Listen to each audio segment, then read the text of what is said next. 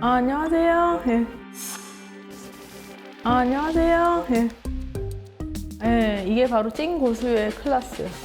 당신의 합격을 책임질 일타 강사 조선이 접니다. 제가 후배들한테 가르치는 입장으로 하다 보니까 조금 세게 한 것 같기도 했는데 그래도 그렇게 평가를 해주셔서 감사하고요. 오늘도 이제 조금 그렇게 해볼까 하는 생각을 하는데요. 오늘은 이제 여론조사에 대한 얘기를 할 건데 그래도 좀 많이 접해본 내용이라서 내용은 좀 생소하진 않을 것 같긴 한데요. 그래도 워낙에 이제 제안하는 것들이 많아서 기간도 많이 나오고 주체도 많이 나오고 대상도 많이 나오거든요. 그래서 그 중에서 또 기간 같은 것들을 조금 기억하면서 보면 문제 풀 때 도움이 될 것 같습니다.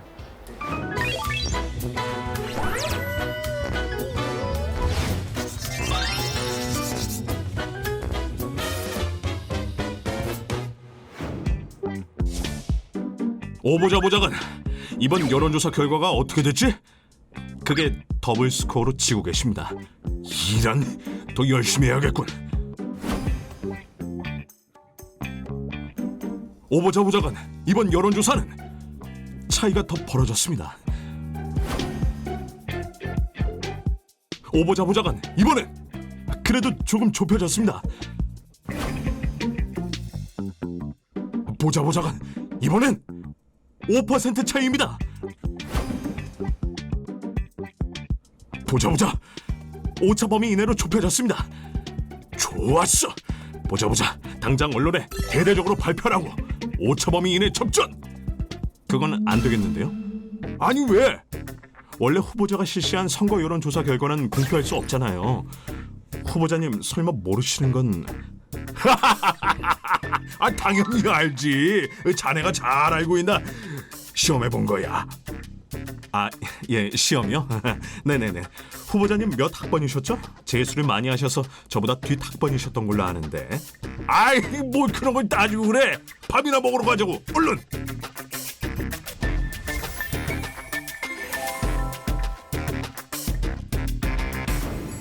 안녕하세요. 그동안 잘 계셨어요?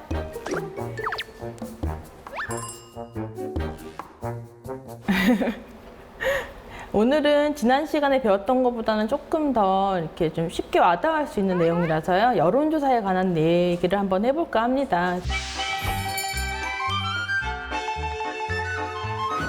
먼저 선거 여론조사 심의위원회에 대해서 알아볼 건데요. 설치 주체는 이렇게 중앙선거관리위원회 그리고 시도선거관리위원회 이렇게 주체가 되어 있고요. 여기서 빠져 있는 게 이제 구시군 선거관리위원회가 빠져 있다는 것을 볼 수 있죠.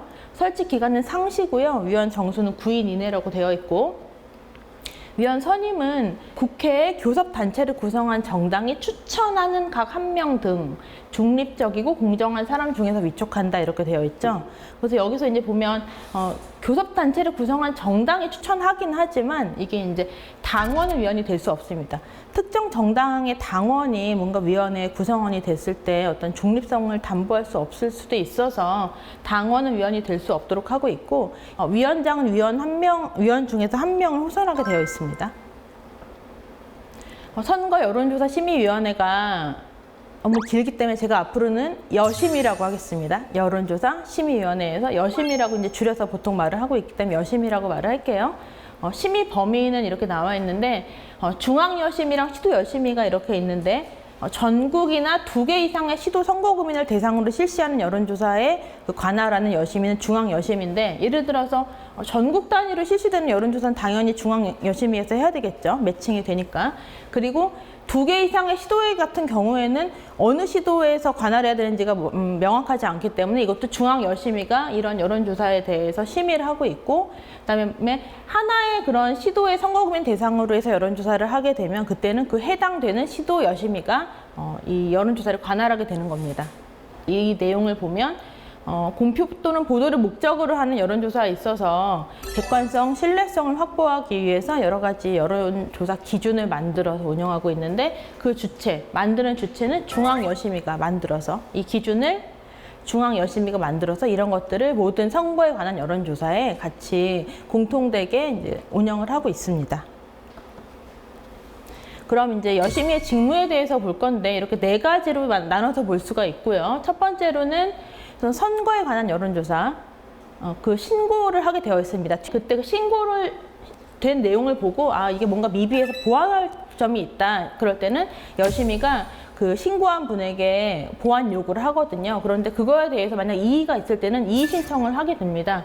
그럼 이의 신청이 받게 되면 그때 여심이가 심의를 하는 그런 역할들을 하고 있고요.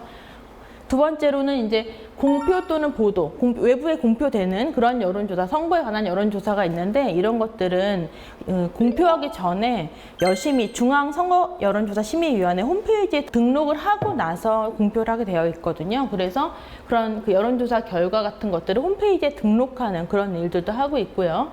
3번을 보시면 선거에 관한 여론조사가 공직선거법 또는 선거 여론조사 기준을 위반했는지에 대한 그 심의랑 조치를 그 여심이가 하고 있는데 그걸 이제 두 가지로 나눠서 살펴보면 선거 여론조사 심의위원회는 선거에 관한 여론조사가 선거법 또는 선거 여론조사 기준을 위반했다고 인정이 되게 되면 그 필요한 조치를 위반 행위한 사람한테 명하게 되는데 그 조치의 이렇게 종류가 시정명령, 경고, 정정보도문의 게재명령 이렇게 세 가지가 있습니다. 이렇게 세 가지의 그 필요한 조치를 명하게 되고요.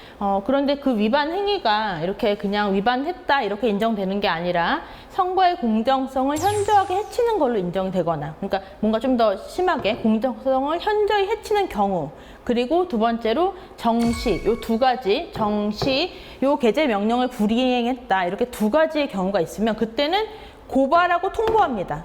그러니까 아까 여기서는 위반하면 이렇게 세 가지, 시경정 이렇게 세 가지가 나왔고 두 번째로는 공정성을 현저하게 해치거나 정시 이 두 가지의 경우에는 고발하고 나서 통보한다. 이렇게 되는데 통보할 때는 이거를 관할 선거구 선거관리위원회에 통보하는 겁니다. 이렇게 두 가지 심의 및 조치를 하고 있다. 이런 것들은 시험에 많이 나옵니다. 왜냐하면 헷갈리잖아요. 처음에 뭐 위반, 그 다음에 이렇게 세 가지 시경정 이런 경우가 있고 또 뭐 공정성, 그 다음에 정시일 때는 고발하고 통보 이런 것들이 막 섞어서 나오기 때문에 이런 것들은 좀 제가 말씀드린 대로 구분해서 좀 알고 계시면 좋을 것 같습니다. 그리고 네 번째로는 여심이가 하는 그 직무 중에 네 번째로 선거 여론조사 기관이라는 게 있는데 그거를 등록하는 그런 일들을 하고 있습니다. 여기까지 해서 그 선거 여론조사 심의위원회가 하고 있는 역할들에 대해서 알아봤습니다.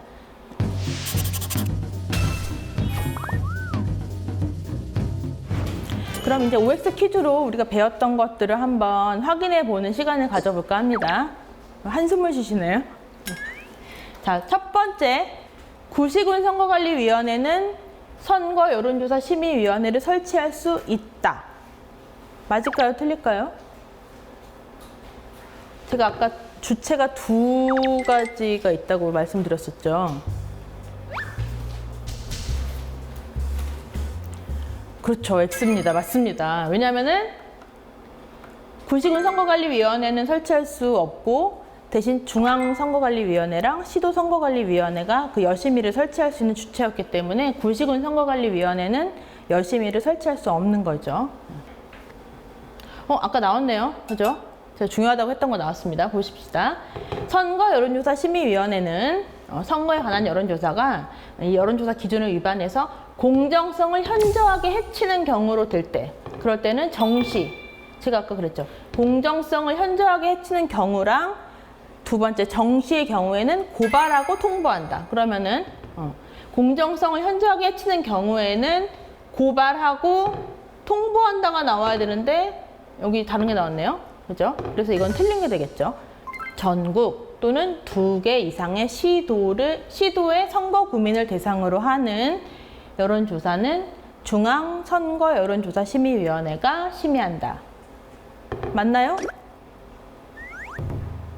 아니, 맞죠. 이거는. 왜냐면 봐봐요. 보십시다. 전국을 대상으로 하니까 매칭되는 데는 중앙. 또 2개 이상의 시도니까 이거는 어디가 할지 모르잖아요. 그러니까 이거는 중앙선거여론조사심의위원회에서 맡아서 합니다. 그래서 이거는 맞는 게 되겠습니다.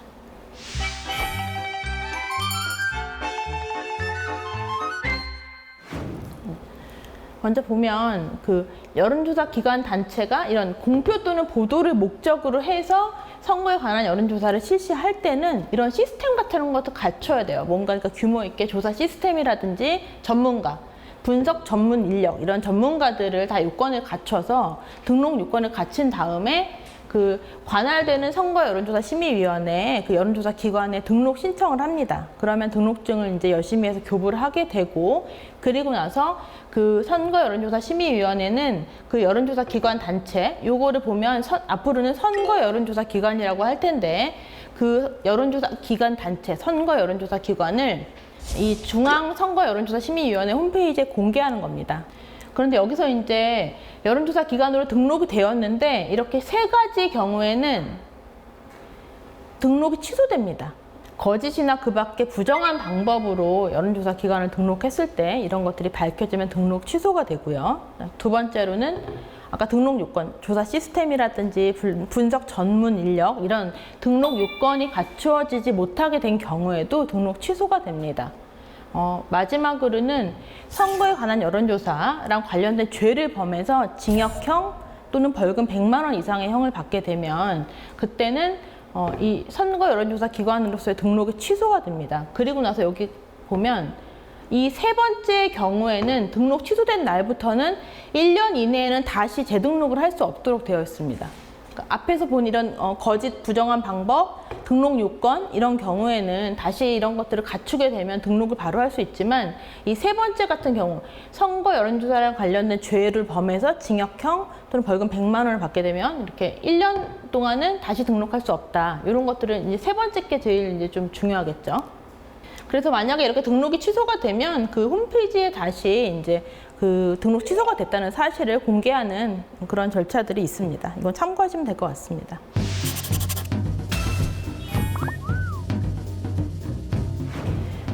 선거 여론조사 기관이 거짓이나 그 밖에 부정한 방법으로 등록해서 선거 여론조사 심의위원회에 의해 등록이 취소된 경우 그 취소된 날부터 1년 이내에는 등록을 신청할 수 없다. 거짓이나 부정의 방법, 이때는 1년 이내, 이게 아니었죠. 1년 이내에 등록을 다시 신청할 수 없는 경우는 선거에 관한 여론조사로 인해서 죄를 범해서 징역형이나 벌금 100만 원 이상의 형을 선고를 받았을 때, 그 경우에만 1년 이내에 다시 재등록을 할 수 없는 거고, 거짓이나 그 밖에 부정한 방법의 경우에는 뭔가 다시 요건을 갖추면 등록 신청을 바로 할 수 있는 거죠. 그래서 이거는 X가 되겠습니다.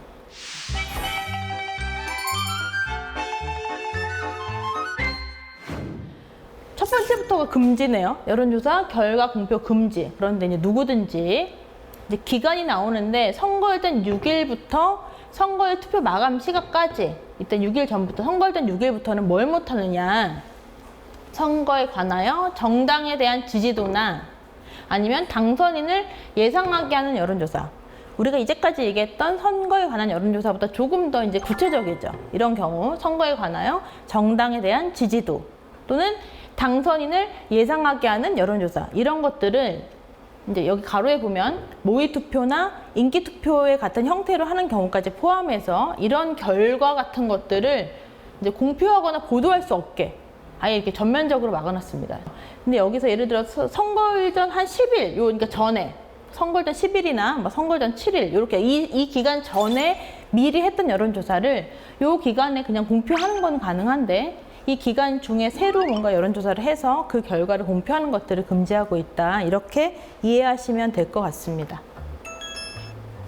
선거의 공정성을 위해서 선거일을 앞두고 일정 기간 동안에 이런 선거에 관한 여론조사의 결과를 공표하지 못하도록 하는 거는 그 기간이 그렇게 지나치게 길지 않은 한 위헌이라고 할 수 없다. 그래서 결국 이제 합헌이다. 그런 것들을 결정한 내용입니다. 두 번째로 볼 거는 이것도 금지네요. 근데 이건 뭘 금지하느냐? 정당 후보자 명의로 하는 선거에 관한 여론조사, 이런 것들을 금지하고 있는데, 이것도 역시나 누구든지 금지가 되는 거고요. 이건 이제 시기가 선거일 전 60일부터 선거일까지입니다. 이 기간 동안에 뭘 못하게 하고 있느냐? 이렇게 두 가지를 못하게 하고 있는데, 선거에 관한 여론조사를 투표용지와 유사한 모형, 투표용지 아시죠? 그런 유사한 모형으로 하는 경우 이런 것들을 금지하고 있고, 이제 두 번째로 이게 많이 나오는데, 후보자 아니면 정당, 이 가로 안에 있는 것도 포함해서 뭐 창준이라든지 후보자가 되고자 하는 자 포함해서 후보자나 정당의 명의로 선거에 관한 여론조사를 하는 경우 이런 것들을 선거전 60일부터 선거일까지는 할 수 없도록 하고 있습니다.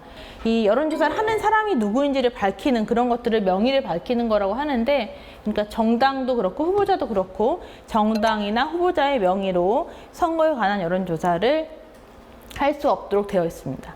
그런데 다만 예외적인 경우가 있는데 정당이 당내 경선 여론조사를 하는 경우에는 정당의 명의를 밝히지 않고 당내 경선 여론조사를 할 수 있을까요?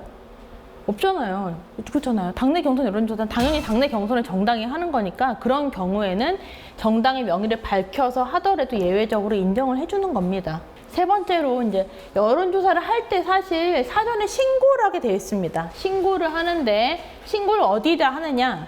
우리가 아까 배웠던 여심위, 관할 선거 여론조사 심의위원회에 신고를 하는 거고요. 신고하는 기간은 여론조사를 개시하기 전 2일까지 신고를 하는 겁니다.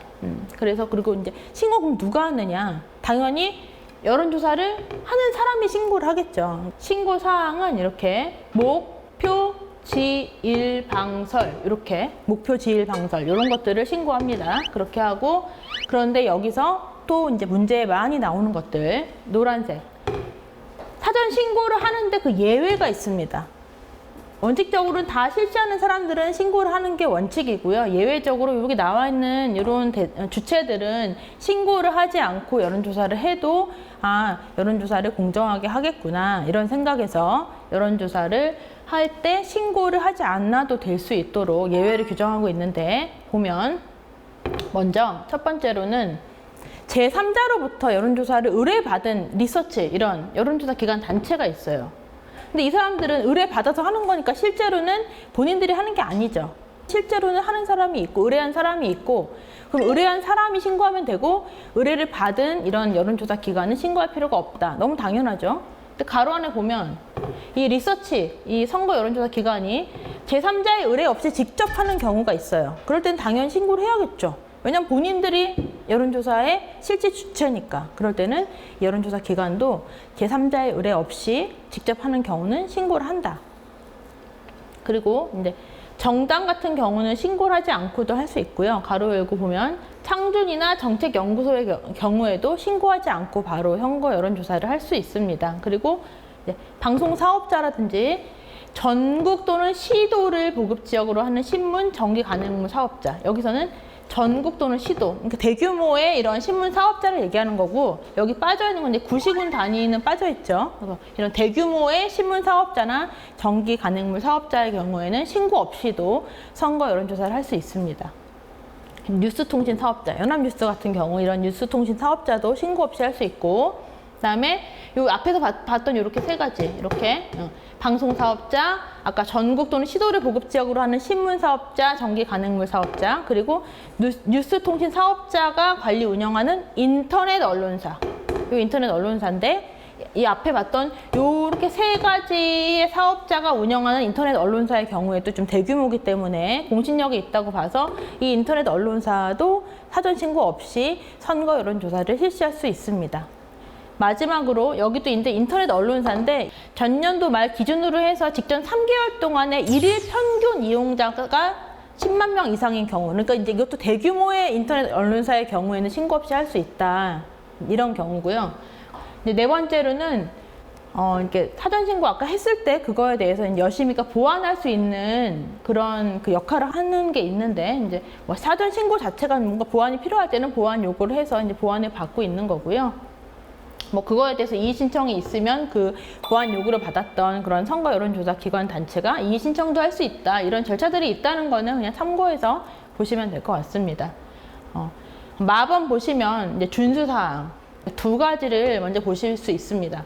피조사자, 그러니까 조사받는 사람한테 국민들한테 질문하기 전에 여론조사 하기 전에 그 여론조사 기관 단체의 명칭과 전화번호를 밝히라고 하고 있습니다. 어떤 여론조사 기관에서 하고 우리 전화번호는 이겁니다. 이렇게 해서 본인들의 정보를 이제 제공하고 나서 여론조사를 하도록 되어 있고요. 두 번째로는 해당 조사 대상의 전 계층을 대표할 수 있도록 피조사자를 선정하라고 되어 있는데 조사 대상이 전국에 있는 만 18세 이상의 남녀다 이렇게 정했으면 전국이니까 지역별로 뭐 서울, 경기, 부산, 인천, 대구, 광주 이렇게 해서 쭉 지역별로도 나누고 그 다음에 뭐 18세 이상이니까 뭐 20대, 30대, 40대, 50대, 60대 이렇게도 나누고 그 다음에 남녀라고 했으니까 남성, 여성 이렇게 나눠서 뭔가 지역별, 뭐 성별, 연령별 이런 것들을 좀 이렇게 고루고루 분포하게 해서 조사 대상의 전 계층 모두를 다 대표할 수 있도록 피조사자를 선정해라 이런 것들을 준수해서 여론조사를 해야 된다고 하고 있습니다. 자, 밥원 보시면 이제 또 금지사항이 나오죠. 선거 여론조사를 실시할 때 금지사항이 나오는데 이렇게 이제 4가지로 해서 나눠서 볼 수가 있습니다. 여기 특정 정당 후보자에게 편향되도록 하는 어휘나 문장을 사용할 수 없다. 두 번째로는 피조사자에게 조사 국민들한테 여론조사를 하는 그 국민들한테 응답을 강요하거나 아니면 응답을 유도하거나 의사를 왜곡하는 행위 이런 것들을 못하게 하는데 이렇게는 하지 말라는 것들을 이런 것들이 다 여론조사의 공정성 이런 것들을 담보하기 위해서 두고 있는 조항들이고요.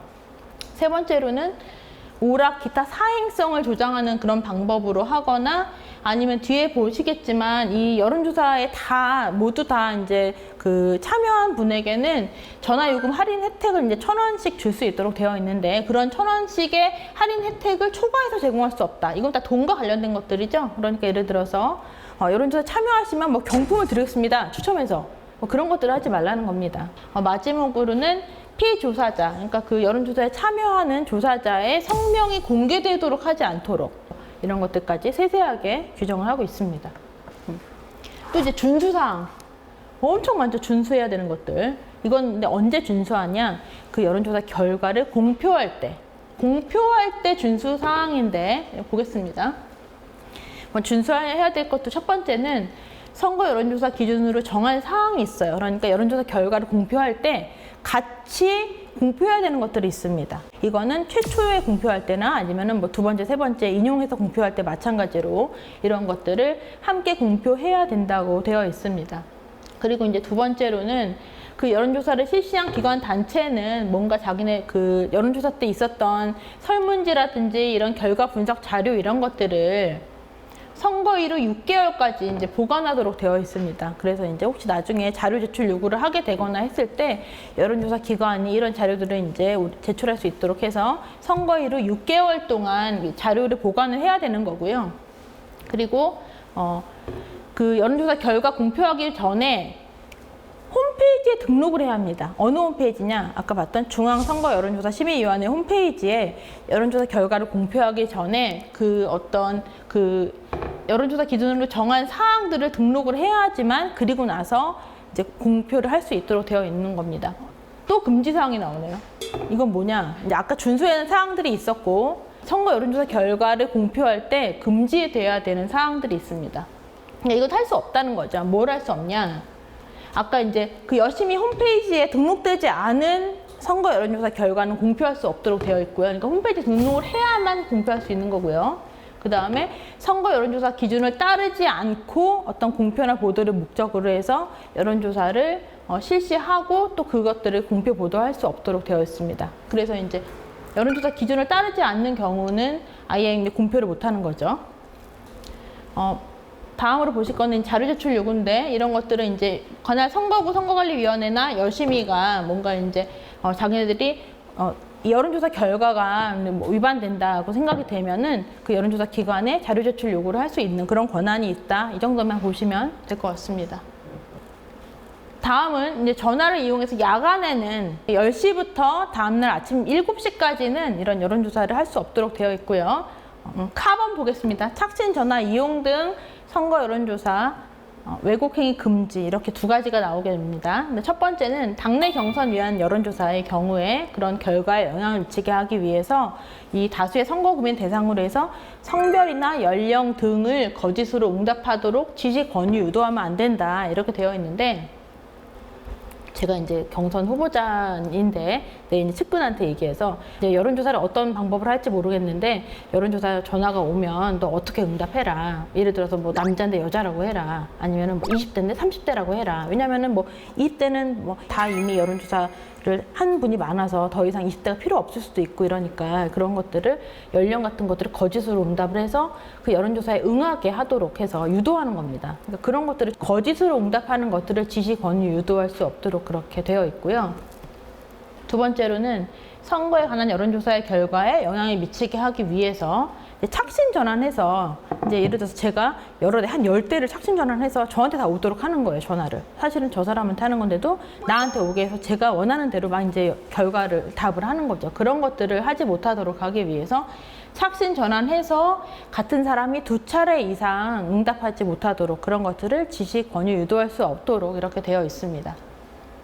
여기 보면 이제 당내 경선 같은 경우에만 성별 연령 이런 것들이 나오죠.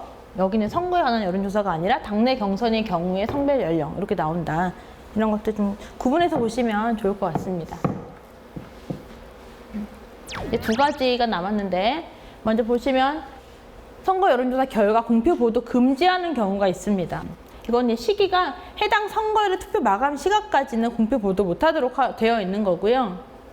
뭐냐면 정당 또는 후보자가 실시한 선거에 관한 여론조사 같은 경우에는 이 본인들이 실시하고 나서 결과를 공표하는 것들이 과연 공정할까? 이런 것들에 대한 의구심 때문에 결국 정당이나 후보자가 실시한 선거에 관한 여론조사는 선거일의 투표 마감 시각까지는 공표 보도할 수 없도록 되어 있고요. 두 번째로는 이 여심위로부터 고발되거나 아니면은 뭐 기소되거나 이런 여론조사 기관이 실시한 것들, 이것도 이제 뭔가 법을 위반한 그런 혐의가 있기 때문에 이런 선거 여론조사 기관이 실시한 여론조사 결과는 공표 보도 못하도록 되어 있습니다. 기간은 마찬가지로 요거 투표 마감 시각까지 못하는 거고요. 이 선거 여론조사 기관이라는 거는 그 여심위 홈페이지에 이제 등록이 되어 있는 기관을 말한다고 앞에서 배웠죠. 그 선거 여론조사 기관이 아닌 리서치 이런 데서 실시한 것들은 마찬가지로 이제 공표 보도를 못하도록 되어 있기 때문에 그래서 이렇게 3가지 경우에는 해당 선거일의 투표 마감 시각까지 공표 보도를 못하도록 되어 있습니다. 마지막으로 전화요금 할인 혜택을 제공하는 경우가 있는데 성실하게 응답한 사람에게 전화요금 할인 혜택을 제공하는 거고요. 여론조사를 실시하는 사람이 전화요금 할인 혜택을 이제 줄 수 있도록 되어 있습니다. 이런 것들을. 그런데 예를 들어서 여기를 여론조사 실시하는 자가 부담하는 게 아니라 뭐 국가가 부담한다. 아니면 선관위가 부담한다. 이렇게 되면 틀리는 게 되겠죠.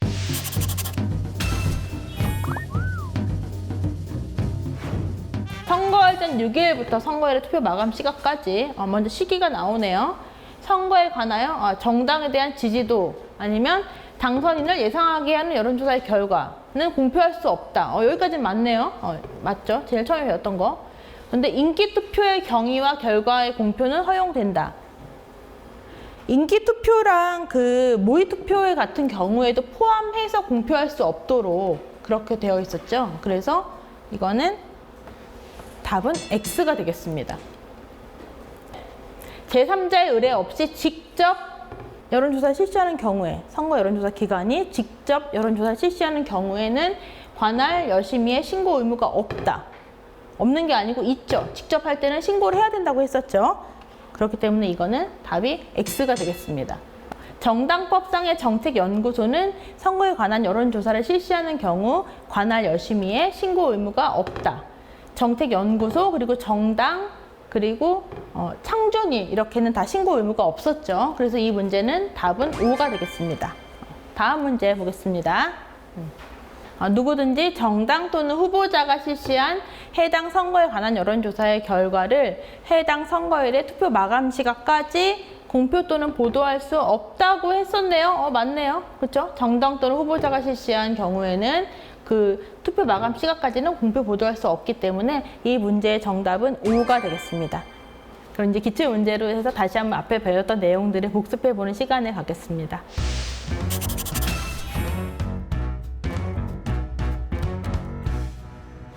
네, 그러면 기출 문제로 한번 내용을 확인해 보겠습니다. 문제는 3가지고요. 근데 문제가 되게 기네요. 되게 어려울 것 같기도 하고 문제가 이제 2번 좀 기니까 꼼꼼히 살펴보시고 잘 풀어보세요.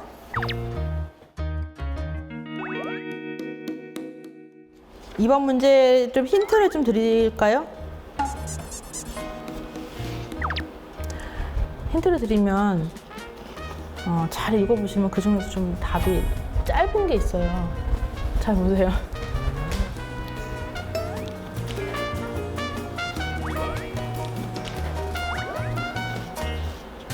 다 푸셨어요? 잘 풀었을 거라고 생각하고 그럼 같이 한번 답을 살펴보겠습니다. 첫 번째 문제. 과거에는 이름이 이렇게 공정이란 말이 들어가 있었어요. 지금은 이제 선거 여론조사 심의위원회인데 과거에는 선거 여론조사 공정심의위원회라고 이제 기관명이 되어 있었는데 이거는 현행으로 보죠. 선거 여론조사 심의위원회에 대한 설명으로 옳은 것, 맞는 것을 고르는 문제입니다. 1번.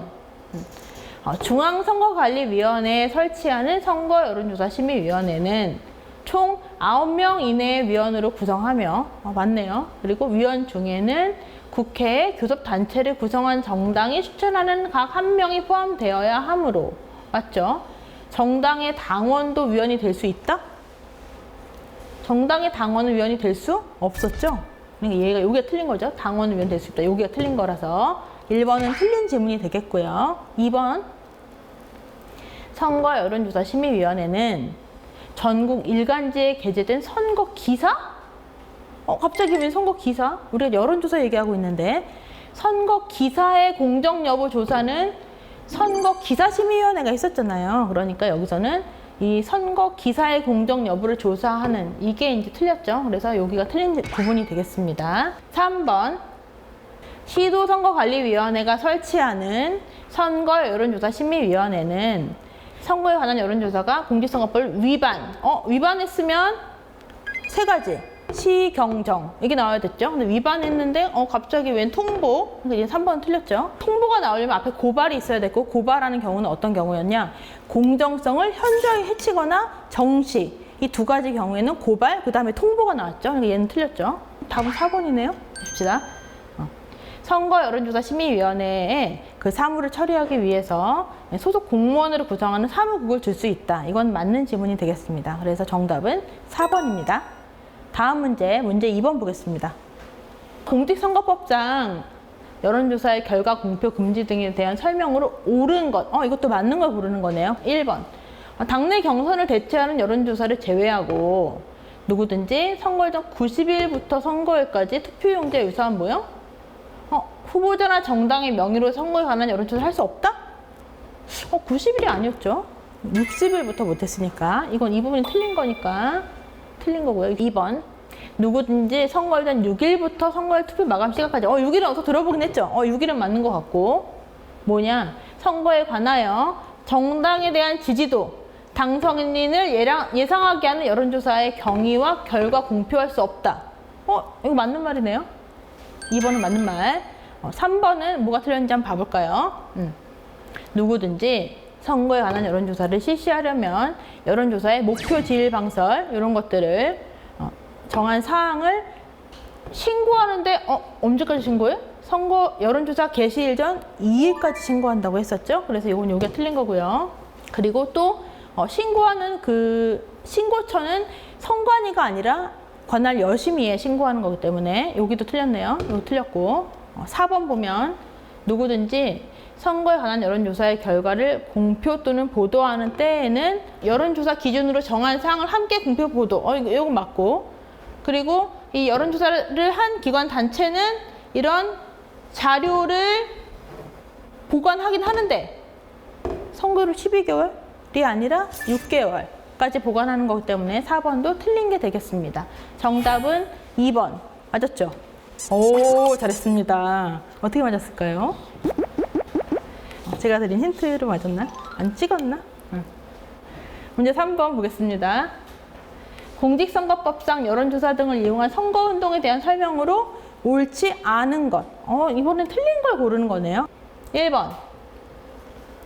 제3자의 의뢰 없이, 또 의뢰가 나오네요. 직접 이 단체가 여론조사를 하는 경우에는 신고를 해야 되는 거죠. 그러니까 신고 의무가 없다는 건 틀렸네요. 바로 나왔네요. 신고 의무가 있죠. 여기 틀렸고. 2번. 정당법상의 정책연구소가 이런 여론조사를 할 때는 신고 의무가 없었죠. 정당 창준이 정책연구소는 신고 의무가 없었고요. 누구든지 정당 또는 후보자가 실시한 여론조사의 결과를 선거일 투표 마감 시각까지는 공표할 수 없다. 그렇죠. 정당이나 후보자가 실시한 거는 공표할 수 없다. 이게 맞았고, 4번.